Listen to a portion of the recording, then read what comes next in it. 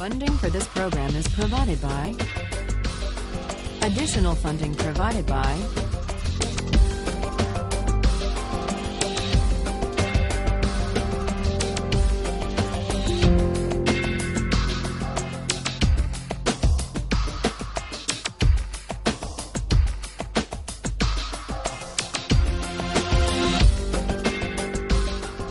Today, we turn to the question of distributive justice.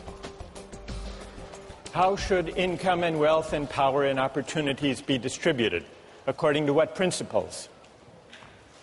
John Rawls offers a detailed answer to that question. And we're going to examine and assess his answer to that question today. We put ourselves in a position to do so last time by trying to make sense of why he thinks that principles of justice are best derived from a hypothetical contract. And what matters is that the hypothetical contract be carried out in an original position of equality behind what Rawls calls the veil of ignorance. So that much is clear.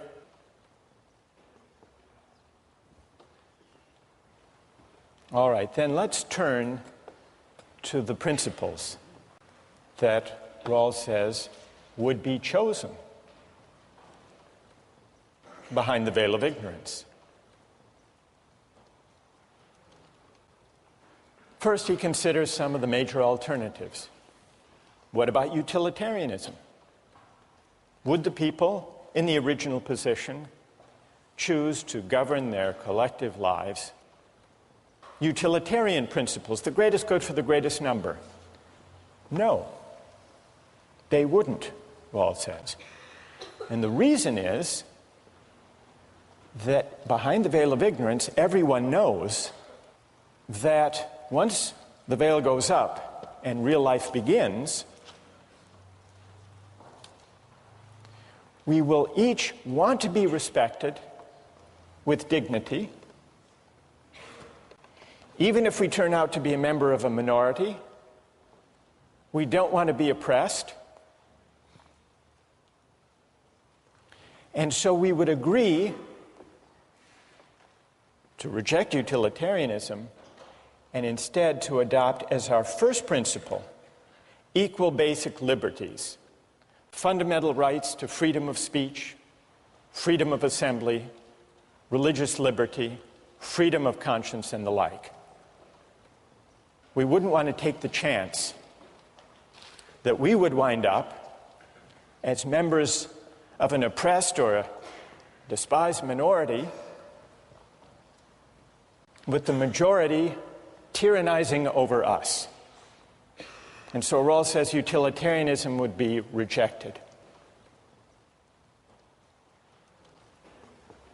Utilitarianism makes the mistake, Rawls writes, of forgetting, or at least not taking seriously, the distinction between persons. And in the original position behind the veil of ignorance, we would recognize that and reject utilitarianism. We wouldn't trade off our fundamental rights and liberties for any economic advantages. That's the first principle. Second principle has to do with social and economic inequalities. What would we agree to? Remember, we don't know whether we're going to wind up being rich or poor, healthy or unhealthy. We don't know what kind of family we're going to come from, whether we're going to inherit millions or whether we will come from an impoverished family. So we might, at first thought, say, well, let's require an equal distribution of income and wealth, just to be on the safe side. But then we would realize that we could do better than that, even if we're unlucky and wind up at the bottom.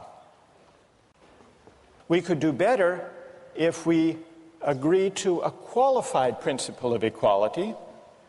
Rawls calls it the difference principle. A principle that says only those social and economic inequalities will be permitted that work to the benefit of the least well-off. So we wouldn't reject all inequality of income and wealth. We would allow some, but the test would be, do they work to the benefit of everyone, including those, or as he specifies the principle, especially those at the bottom? Only those inequalities would be accepted behind the veil of ignorance, and so Rawls argues, only those inequalities that work to the benefit of the least well-off are just. We talked about the examples of Michael Jordan making $31 million a year, of Bill Gates having a fortune in the tens of billions. Would those inequalities be permitted under the difference principle? Only if they were part of a system, those wage differentials, that actually work to the advantage of the least well-off. Well, what would that system be? Maybe it turns out that as a practical matter, you have to provide incentives to attract the right people to certain jobs. And when you do, having those people in those jobs will actually help those at the bottom. Strictly speaking, Rawls's argument for the difference principle is that it would be chosen behind the veil of ignorance. Let me hear what you think about Rawls's claim that these two principles would be chosen behind the veil of ignorance. Is there anyone who disagrees that they would be chosen? All right, let's start up in the balcony, if that's all right. Go ahead. Okay, your argument depends upon us believing that we would argue and set policy or justice from a bottom, for the disadvantaged. And I just don't see from a proof standpoint where we've proven that. Why not the top? Right. And what's your name? Mike. Mike, all right, good question. Put yourself behind the veil of ignorance. Enter into the thought experiment. What principles would you choose? How would you think it through? Well, I would say things like even Harvard's existence is an example of preaching toward the top, because Harvard takes the top academics, and I didn't know when I was born how smart I would be, but I worked my life to get to a place of this caliber. Now, if you'd said Harvard's going to randomly take 1,600 people of absolutely no qualification, we'd all be saying, well, there's not much to work for. And so what principle would you choose?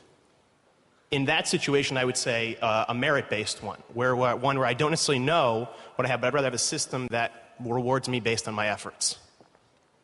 So you, Mike, behind the veil of ignorance, would choose a merit-based system where people are rewarded according to their efforts.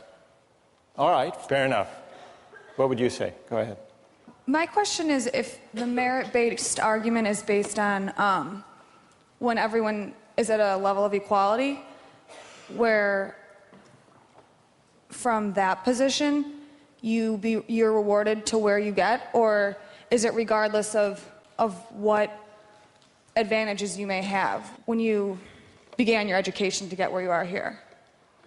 I mean, I think what the question you're asking is saying, if we want to look at whatever utilitarianism policy it is, do we want to maximize world wealth? And I think a system that rewards merit is the one that we've pretty much all established is what is best for all of us. Despite the fact that some of us may be in the 2nd percentile and some may be in the 98th percentile, and at the end of the day it lifts that lowest base level a community that rewards effort as opposed to innate differences.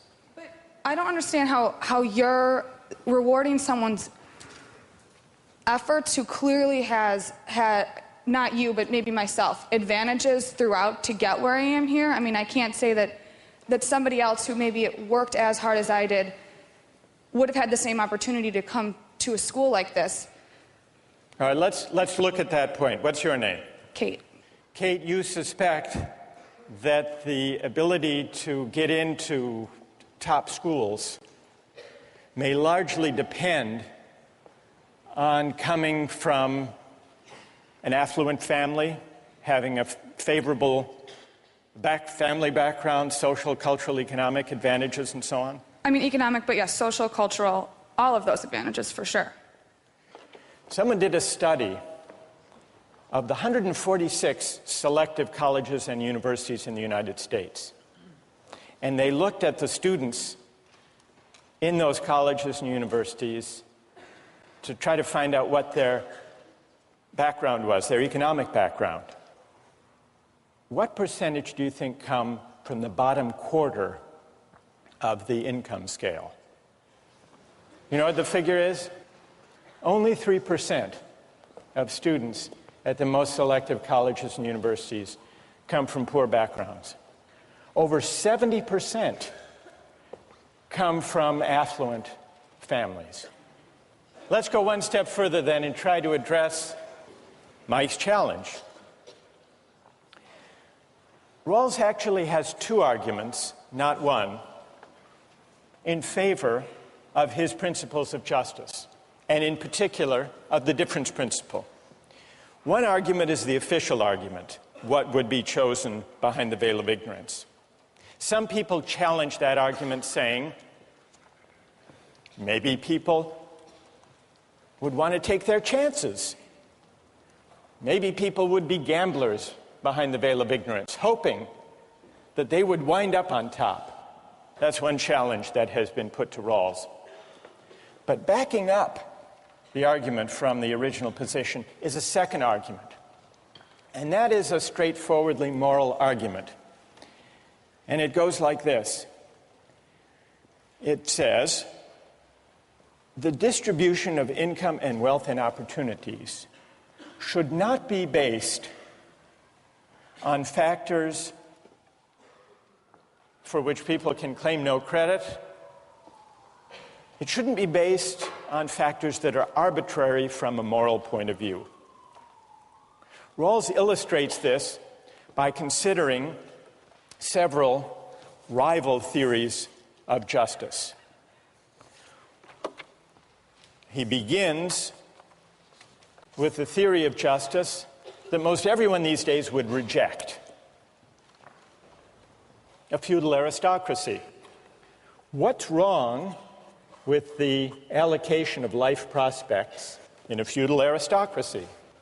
Rawls says, well, the thing that's obviously wrong about it is that people's life prospects are determined by the accident of birth. Are you born to a noble family or to the family of peasants and serfs? And that's it. You can't rise. It's not your doing where you wind up or what opportunities you have. But that's arbitrary from a moral point of view.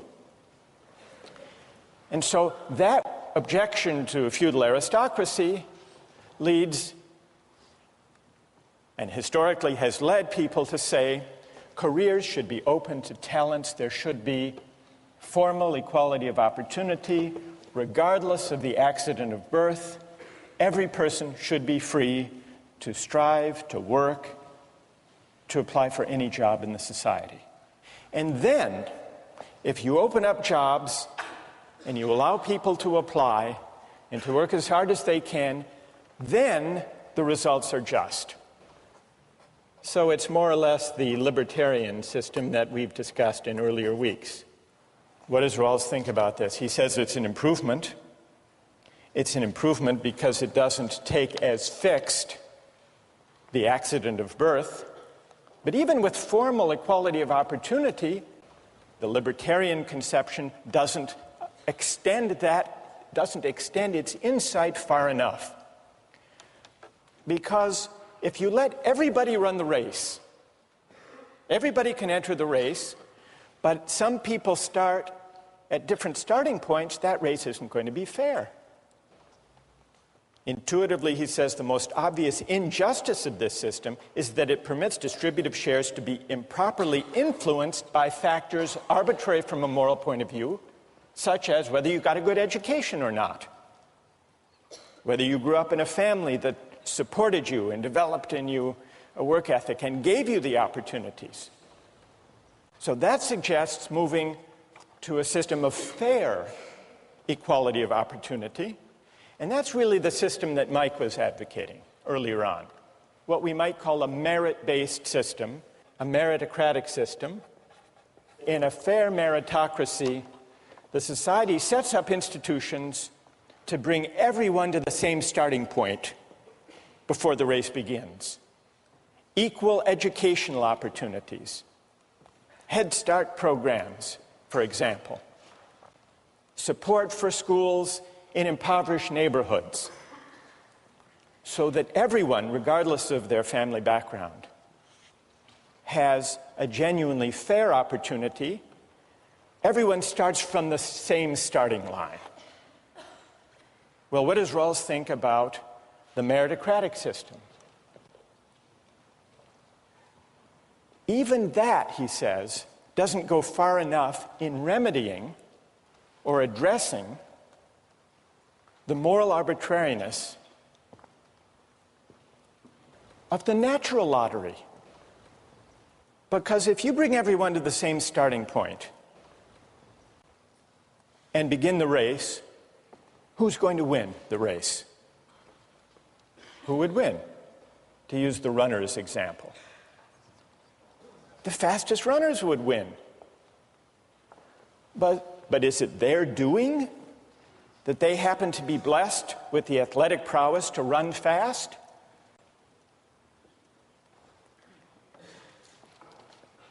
So Rawls says even the principle of meritocracy, where you bring everyone to the same starting point, may eliminate the influence of social contingencies and upbringing, but it still permits the distribution of wealth and income to be determined by the natural distribution of abilities and talents. And so he thinks that the principle of eliminating morally arbitrary influences in the distribution of income and wealth requires going beyond what Mike favors, the meritocratic system. Now, how do you go beyond? If you bring everyone to the same starting point, and you're still bothered by the fact that some are fast runners and some are not fast runners, what can you do? Well, some critics of a more egalitarian conception say the only thing you can do is handicap the fast runners. Make them wear lead shoes. But who wants to do that? That would defeat the whole point of running the race.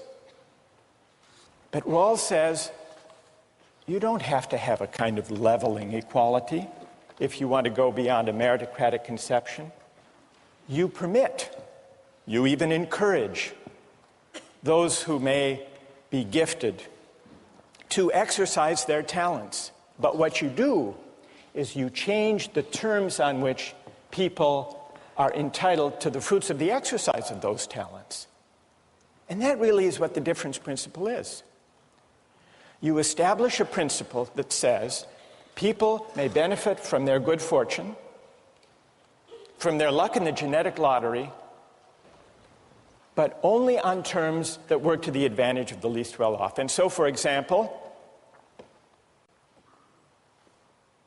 Michael Jordan can make $31 million, but only under a system that taxes away a chunk of that to help those who lack the basketball skills that he's blessed with. Likewise, Bill Gates.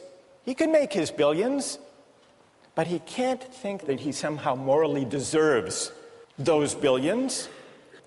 Those who have been favored by nature may gain from their good fortune, but only on terms that improve the situation of those who have lost out. That's the difference principle. And it's an argument from moral arbitrariness.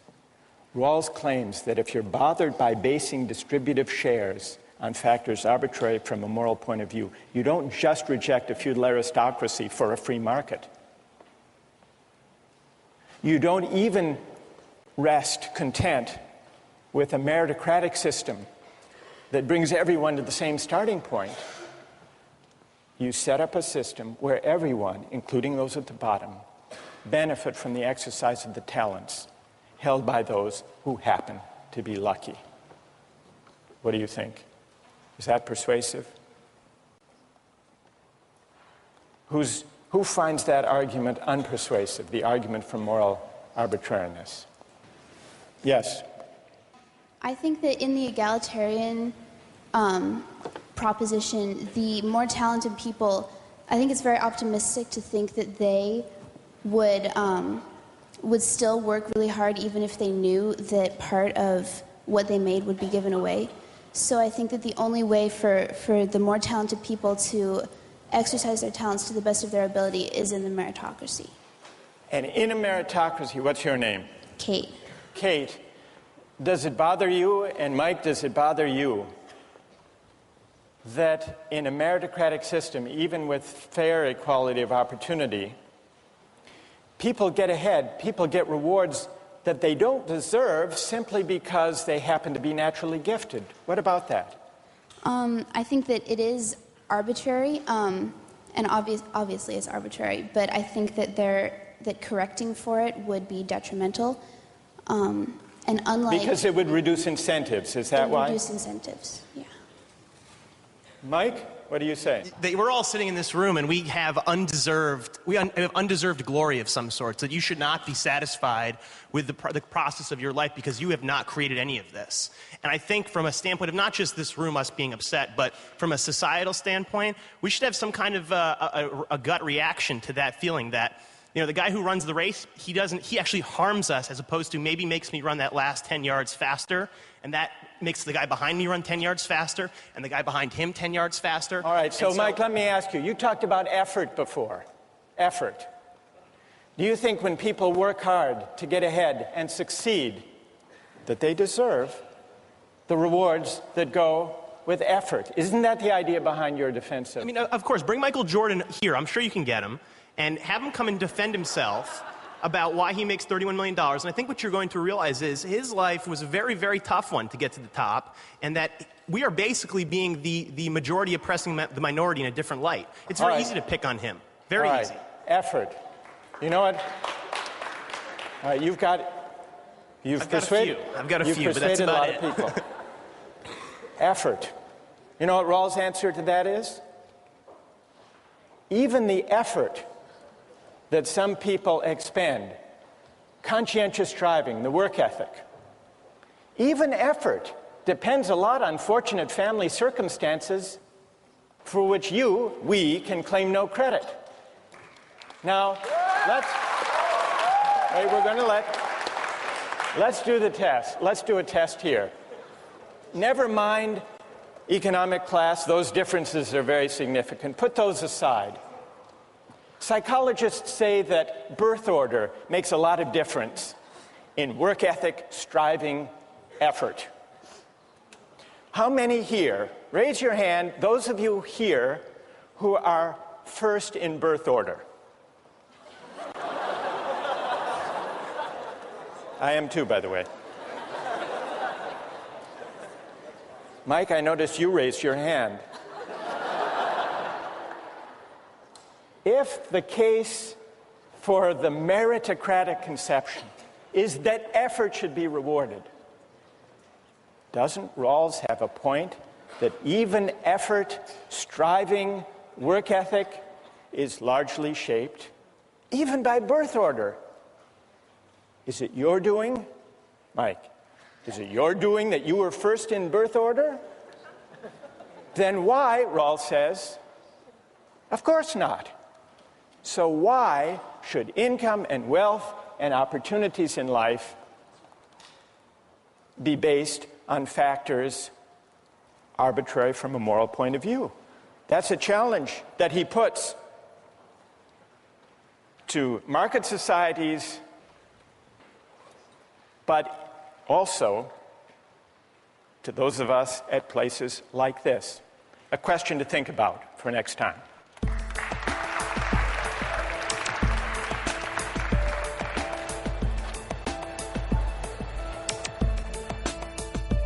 A justice of the United States Supreme Court.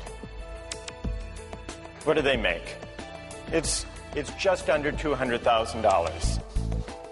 But there's another judge who makes a lot more than Sandra Day O'Connor.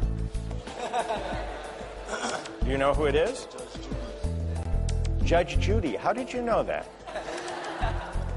Judge Judy, you know how much she makes? $25 million. Now, is that just? Is it fair? We ended last time with that remarkable poll. Do you remember? The poll about birth order.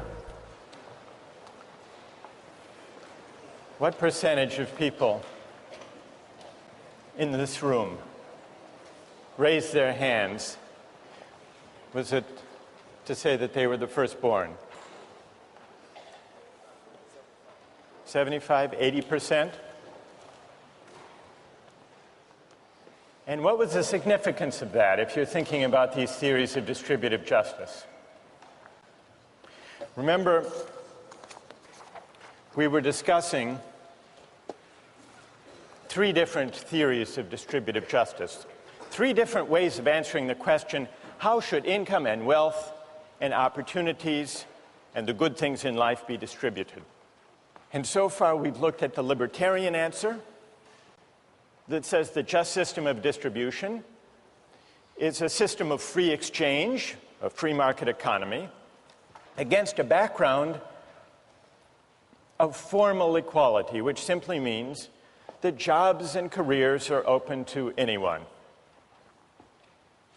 Rawls says this represents an improvement over aristocratic and caste systems because everyone can compete for every job, careers open to talents.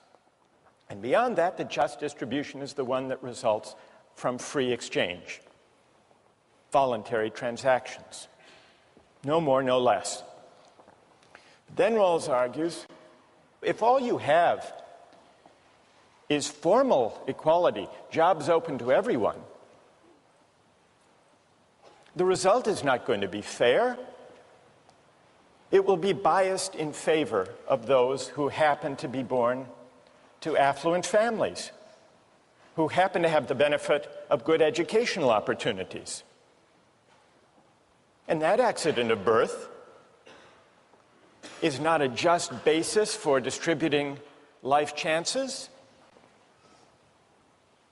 And so many people who notice this unfairness, Rawls argues, are led to embrace a system of fair equality of opportunity.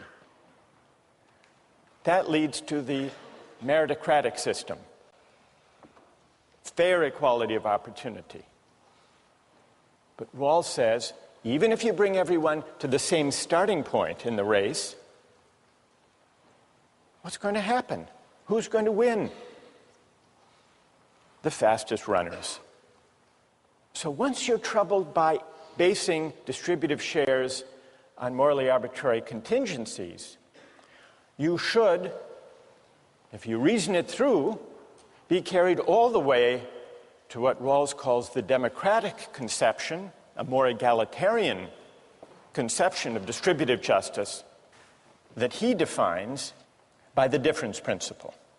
Now, he doesn't say that the only way to remedy or to compensate for differences in natural talents and abilities is to have a kind of leveling equality, a guaranteed equality of outcome. But he does say there's another way to deal with these contingencies. People may gain, may benefit from their good fortune, but only on terms that work to the advantage of the least well-off. And so we can test how this theory actually works by thinking about some pay differentials that arise in our society. What does the average school teacher make in the United States, do you suppose? Roughly. It's a little more, 42,000. What about David Letterman?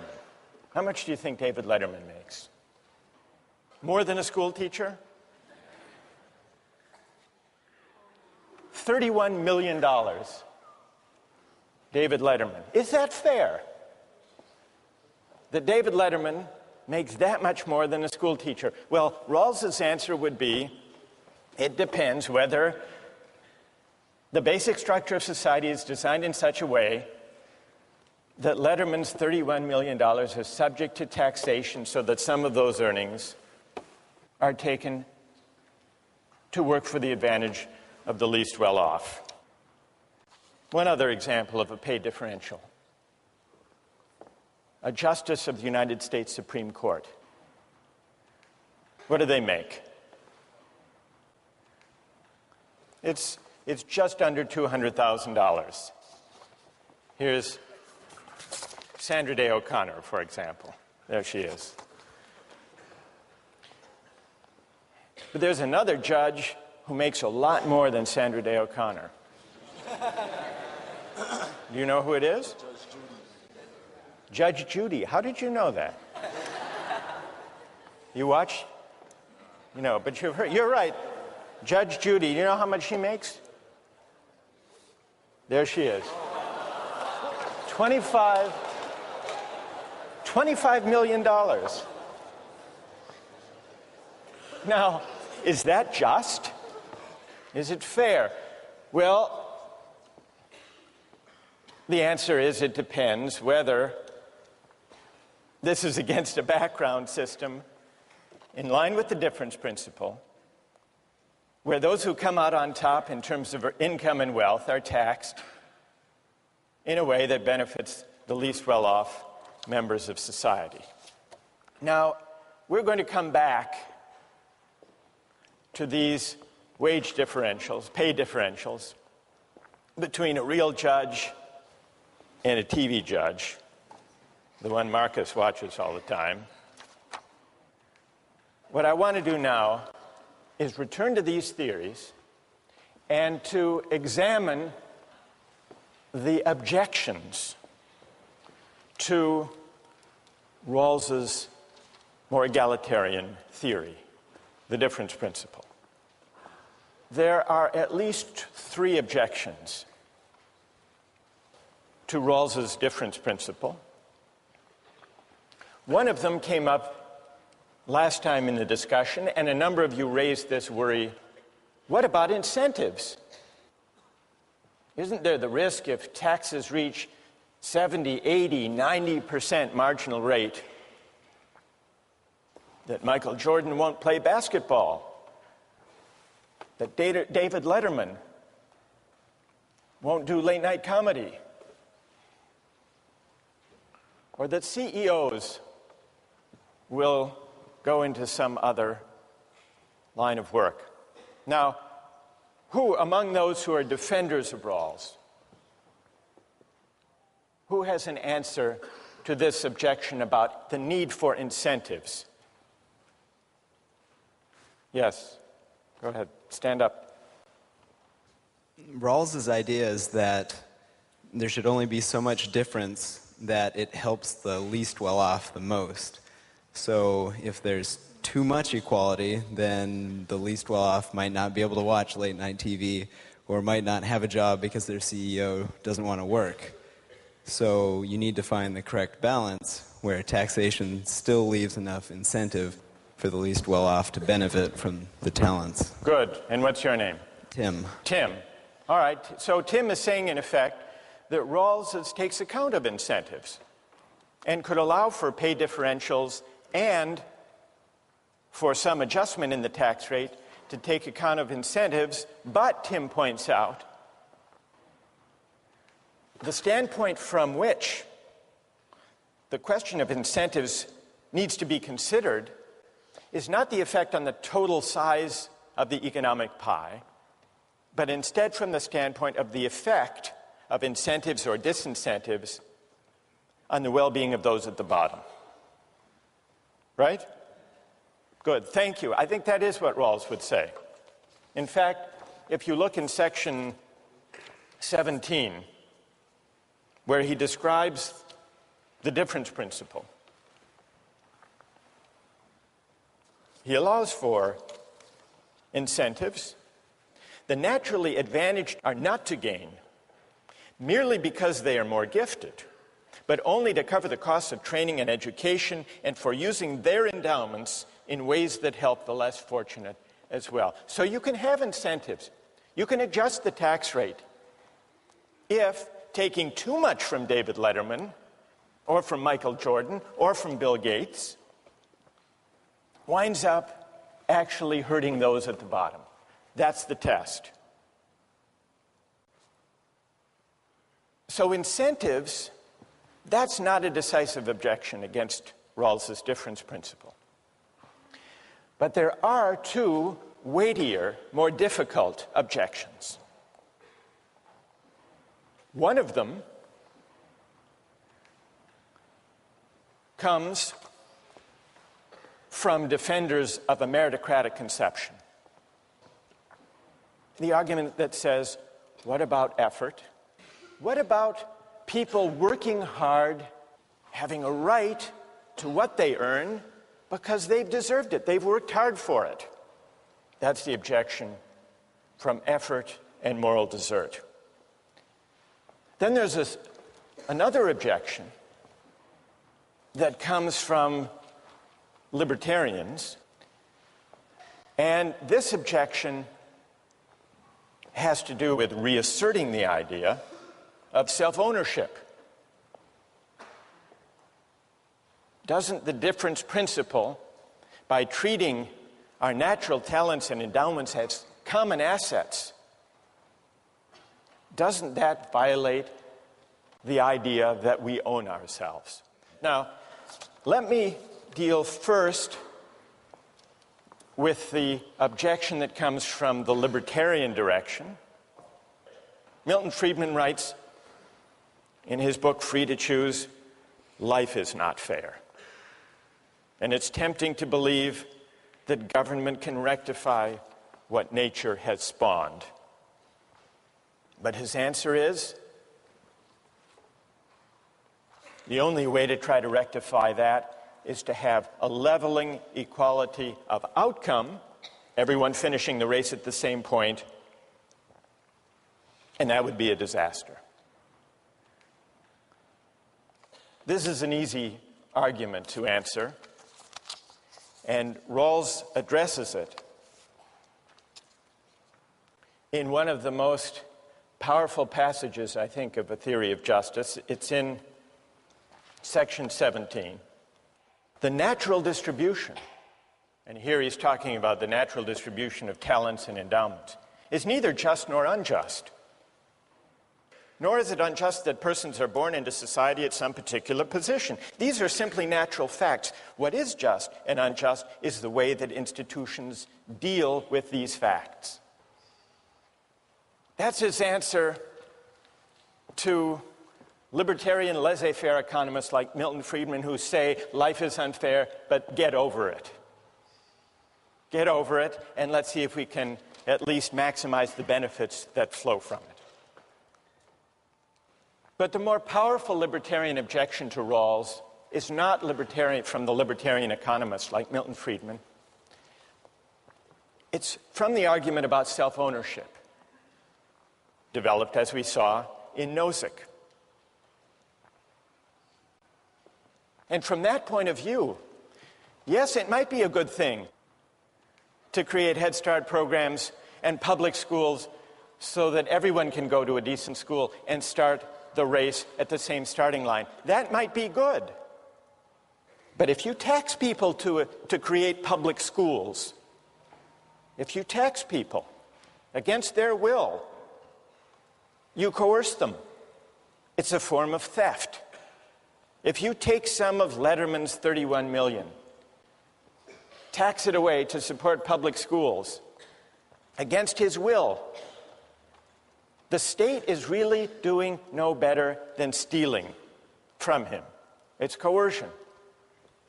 And the reason is, we have to think of ourselves as owning our talents and endowments, because otherwise we're back to just using people and coercing people.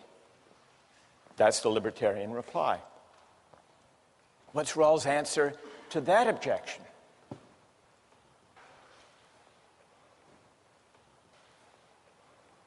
He doesn't address the idea of self-ownership directly, but the effect, the moral weight of his argument for the difference principle is, maybe we don't own ourselves in that thoroughgoing sense after all. Now, he says this doesn't mean that the state is an owner in me in the sense that it can simply commandeer my life. Because remember, the first principle we would agree to behind the veil of ignorance is the principle of equal basic liberties: freedom of speech, religious liberty, freedom of conscience, and the like. So the only respect in which the idea of self-ownership must give way comes when we're thinking about whether I own myself in the sense that I have a privileged claim on the benefits that come from the exercise of my talents in a market economy. And Rawls says, on reflection, we don't. We can defend rights. We can respect the individual. We can uphold human dignity without embracing the idea of self-possession. That, in effect, is his reply to the libertarian. I want to turn now to his reply to the defender of a meritocratic conception, who invokes effort as the basis of moral desert. People who work hard to develop their talents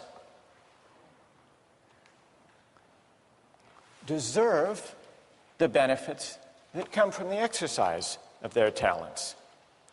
Well, we've already seen the beginning of Rawls's answer to that question, and it goes back to that poll we took about birth order. His first answer is, even the work ethic, even the willingness to strive conscientiously, depends on all sorts of family circumstances and social and cultural contingencies for which we can claim no credit. You can't claim credit for the fact that most of us, happen to be first in birth order, and that for some complex psychological and social reasons, that seems to be associated with striving, with achieving, with effort. That's one answer. There's a second answer. Those of you who invoke effort, you don't really believe that moral desert attaches to effort. Take two construction workers. One is strong and can raise 4 walls in an hour without even breaking a sweat. And another construction worker is small and scrawny and has to spend 3 days to do the same amount of work. No defender of meritocracy is going to look at the effort of that weak and scrawny construction worker and say, therefore, he deserves to make more. So it isn't really effort.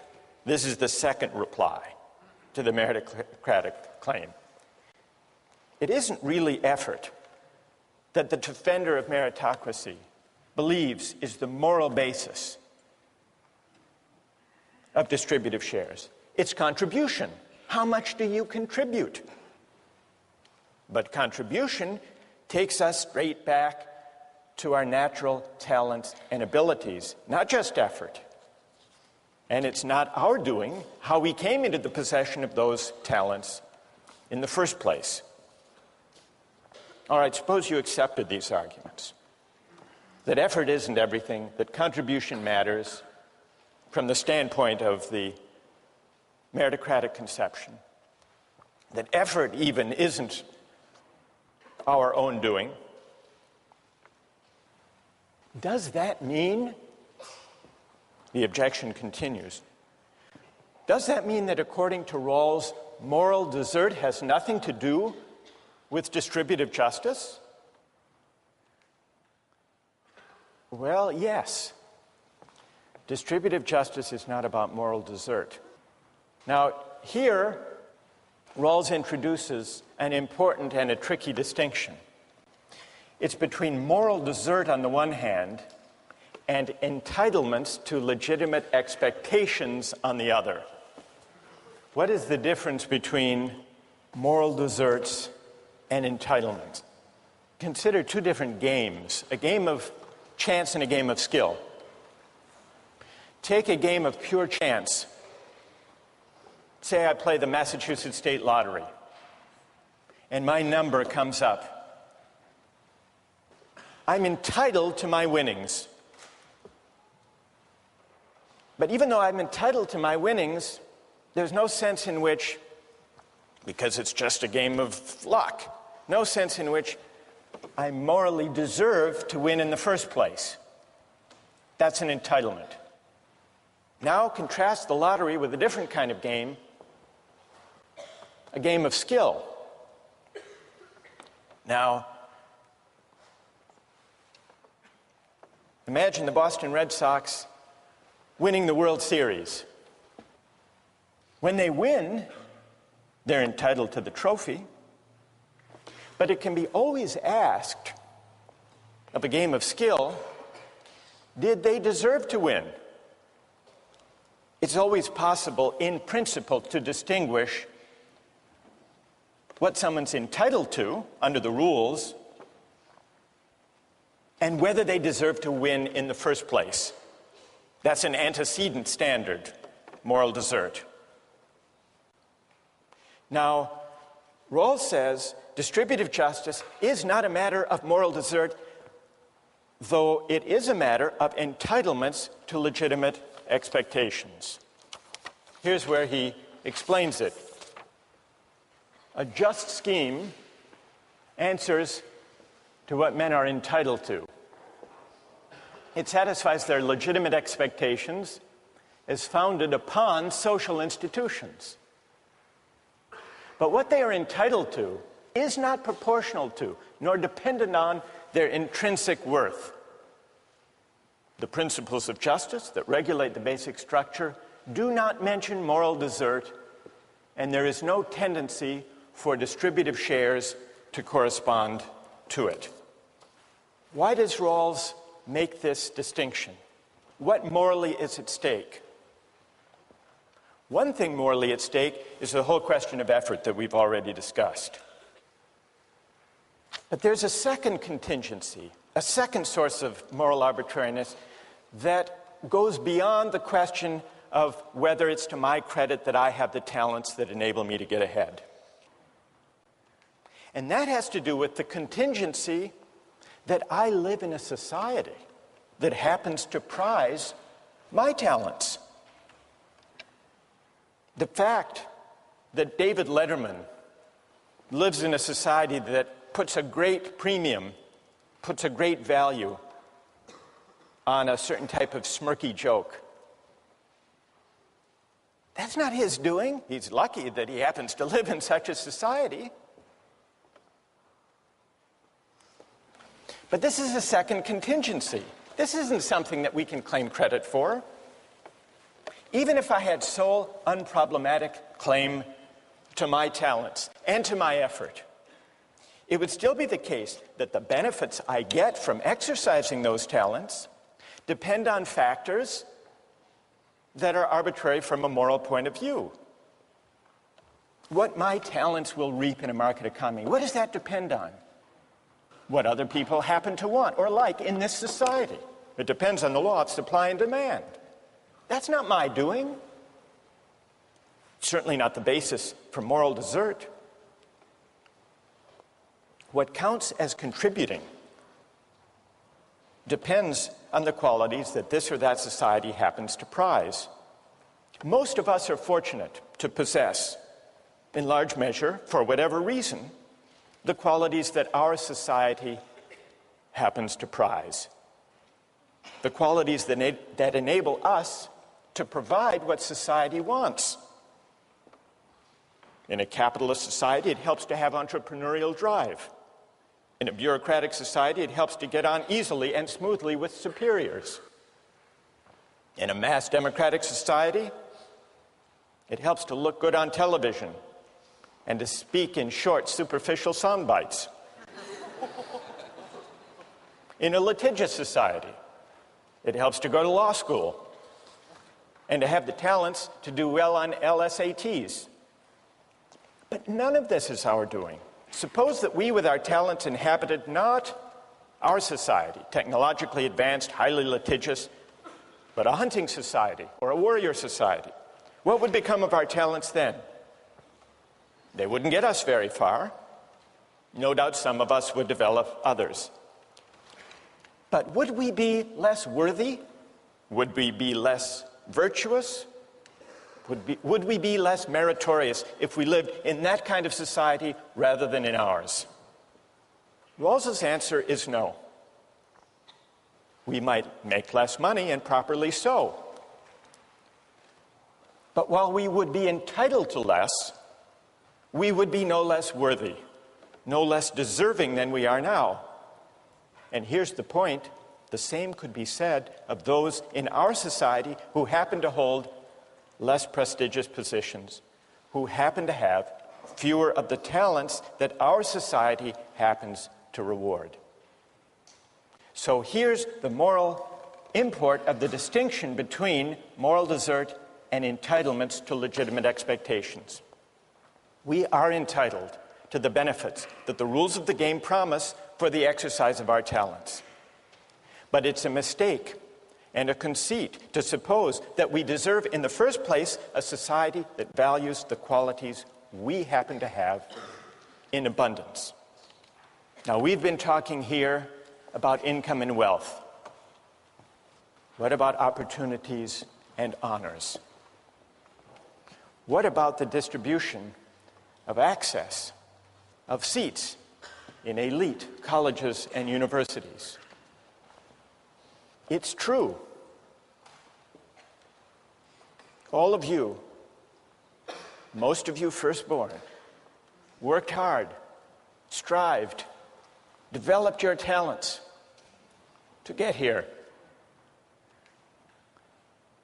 But Rawls asks, in effect, what is the moral status of your claim to the benefits that attach to the opportunities you have?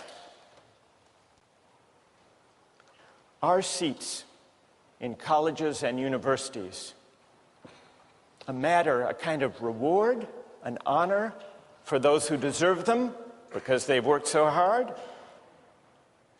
Or are those seats, those opportunities and honors, entitlements to legitimate expectations that depend for their justification on those of us who enjoy them doing so in a way that works to the benefit of those at the bottom of society? That's the question that Rawls's difference principle poses. It's a question that can be asked of the earnings of Michael Jordan and David Letterman and Judge Judy, but it's also a question that can be asked of opportunities to go to the top colleges and universities. And that's a debate that comes out when we turn to the question of affirmative action next time.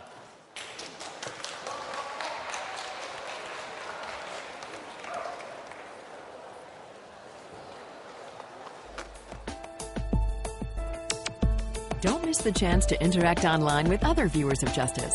Join the conversation, take a pop quiz, watch lectures you've missed, and learn a lot more. Visit justiceharvard.org. It's the right thing to do.